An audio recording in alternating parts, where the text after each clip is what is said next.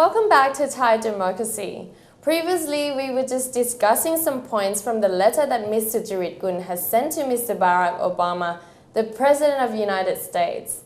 So, should I continue on the letter so we can discuss about it more? Surely, I think the world is watching out there. Okay, so she said the next paragraph that the Thaksin authoritarian government elected through vote rigging proved to be the most corrupt and the gravest human rights violator. In order to fully appreciate the current political crisis, one must examine the telecommunications tycoon legacy, just to name a few examples of Thaksin's egregious conduct. First, in February 2003, Thaksin launched a war on drugs. Do you want to talk about it now, or should I just perhaps continue? we can tag along now here. Okay. Okay. All right. From human rigging, vote rigging. Yeah. So what she said on the first sentence there, that the Thaksin authoritarian government elected through vote rigging. I'm not sure here what exactly vote rigging is. Can you explain that? If I'm correct, because I look at the blogs by different newspapers as well. I think vote rigging, what she mean is vote buying. Oh, so I like think spending money on buying on votes. buying Yeah, you votes. pay, you give some money to the voters, and voters go to the ballot and then give the score. Mm-hmm. Well, I'm not sure what sort of comment you want to make, but I have a question here. I'm not sure that if I had so much money, do you think I can buy votes as well? Like if one day I want to become a politician, that means anyone can buy votes. You mean the party that's in opposition to Potae party, right? Like Democrat Party. Yeah, why don't you spend some money on that as well? If you claim that Potae party has been buying votes, right? How come Democrat Party, who has been there for many years before the existence of Potae party, didn't? And especially with the northern people and northeastern people, I'm not sure if you can really spend money on them. Would you, or would they? Let's use some statistics here. There are some research shows that even you buy votes in this country, you shouldn't have quite a big gap of the seats. Would you like to repeat what was the number? Because I think Potae won an election 2 years ago by 15 million votes. Votes, yeah, and I think that's about 50 something or nearly 60%. Right. Remember, it's not just two parties who competed against each other. There were some but other also some other parties parties as well. Right. So it doesn't quite make sense if you just buy votes and you can win for such a landslide victory. There may be some other factors as well that we don't know. Okay. But okay. And now you start to mention about different cases. Okay. Yeah, so the example that Mr. Titipun has mentioned here about Thaksin's egregious conduct is to February 2003, Thaksin launched a war on drugs. What's that? What's a war on drugs? Because before that, it doesn't seem like most governments could tackle on drugs trafficking. In Thailand? In Thailand. Right. Okay. So Thaksin era, Thaksin government was among the first government that showed intention to tackle on this problem. Yeah, if I remember correctly, it was on the news all the time. Yeah, but what the opposition claimed was that Thaksin ordered to kill all of these drug dealers. And what's the point? Why would he do that? I don't know, but actually, I mean, it happened a lot. It happened in Mexico, in many parts of the world. Actually, when a government or the police force announce such a policy, who would kill who first? It would be among the drug dealers who kill each other. But that sounds like mafia. I believe that there are two sides of every story. That's right. Yep. Yeah. Okay, let's move on to the next example that she mentioned. So, in 2004, Thaksin security forces shot, suffocated, or crushed to death 85 southern protesters in what is known as the Tak Bai massacre. Now, Tak Bai massacre was a very tragic incident. People were killed, lots of people were killed, but it was some conflict, a long-term conflict that occurred long before Thaksin Shinawatra government. But somehow the massacre took place on that day. and then the government had to send some police force or some military to surveillance on the situations. But you couldn't blame if there's some massacre in some particular part of the country, and you would say it's the government. Right.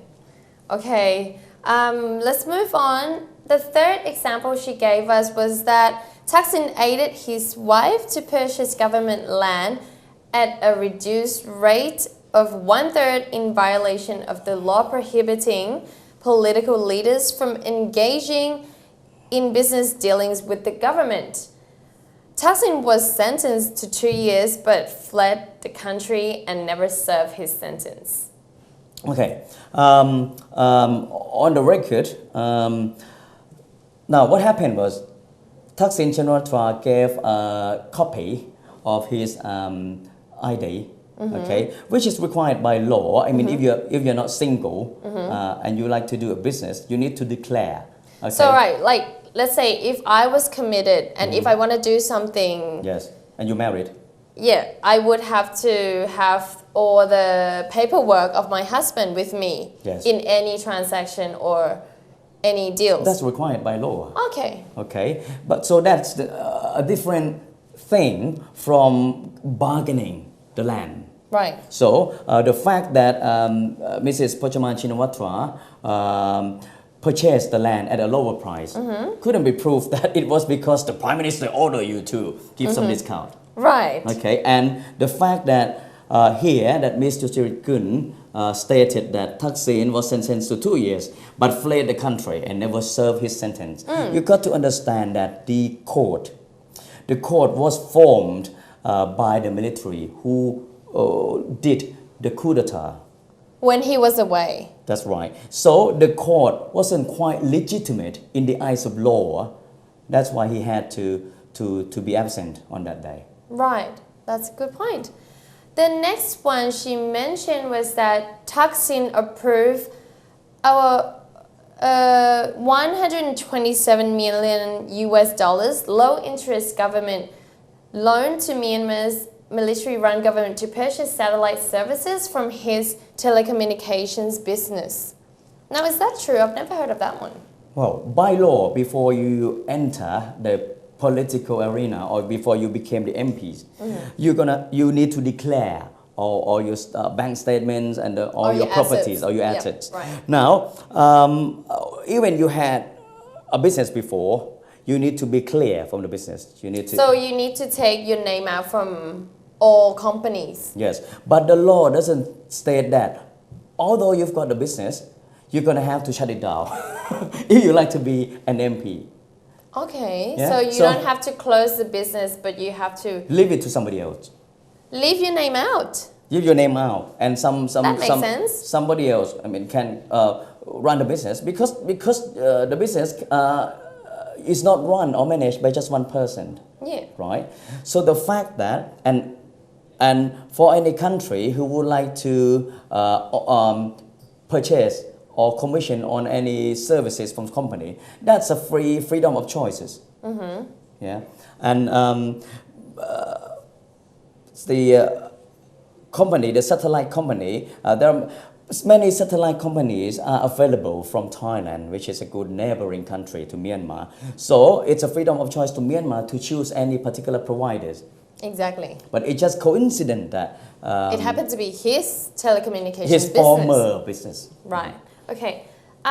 Next paragraph, she said the current Thaksin regime passed an amnesty bill designed to pardon protesters from all sides of engaging in political expression.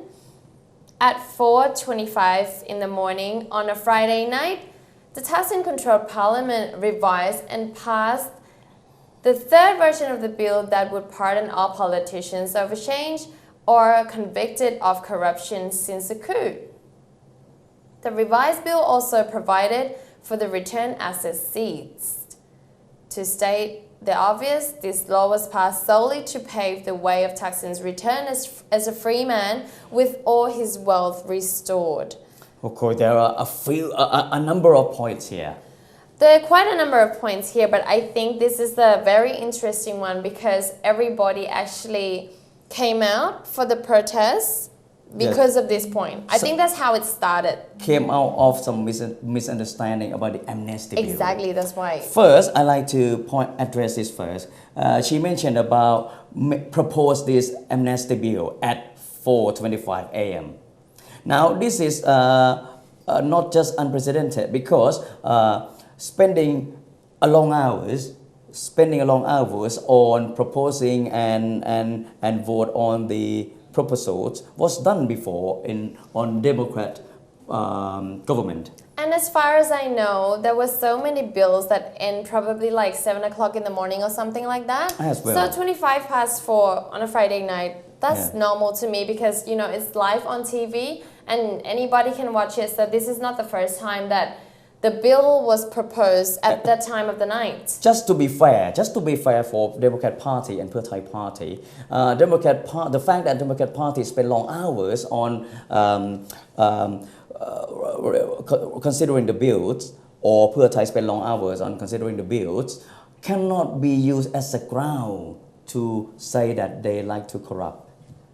Yeah, not the number of hours. I do not see how that's related as well. I'm not. Okay, but what's more important is the amnesty bill. Right. So I don't know why Ms. Sucharit-kun is quite obsessed with the amnesty bill, because amnesty bill now has been terminated.